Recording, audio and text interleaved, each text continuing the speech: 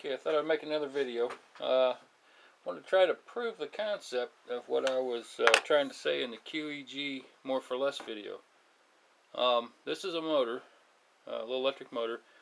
It's the same motor I used here. This is just inside this plastic cap here. You can see it sticking out. And I made a little wheel, put a magnet on it. This here's just a string to help get some resistance. But what I did, it's got, let's set this string over here, it's got 6 places that it clogs at. And 1, 2, 3, 4, 5, 6. So the little dots represent where it clogs at.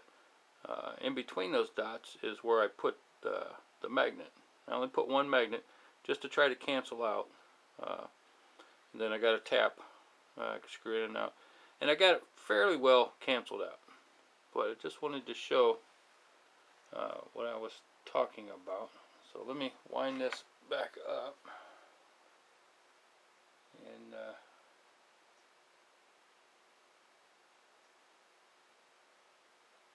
okay,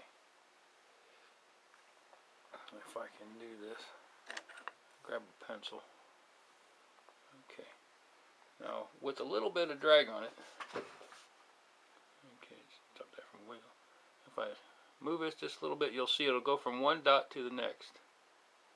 It'll still clog. There's not enough resistance to keep it turning. And then it'll go from that one to the next one. Okay.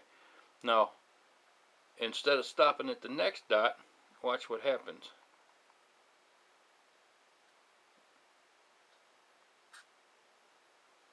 See, it went past that dot.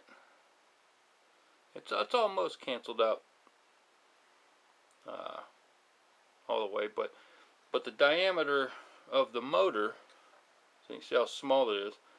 I don't know what kind of magnets are, and the diameter is a whole lot smaller. So of course, the farther out I go from the shaft, the farther it's going to turn for the same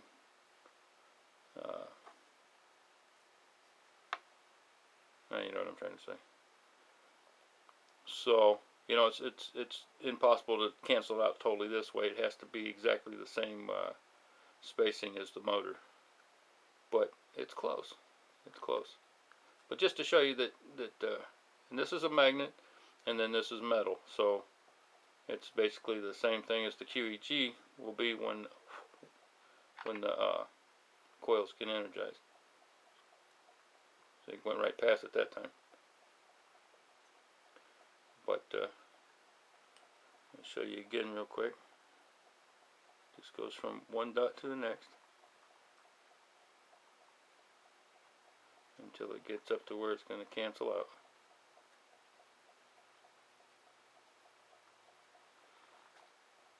So that's to me, this pretty much proves that it'll work. This isn't a perfect experiment, like I said.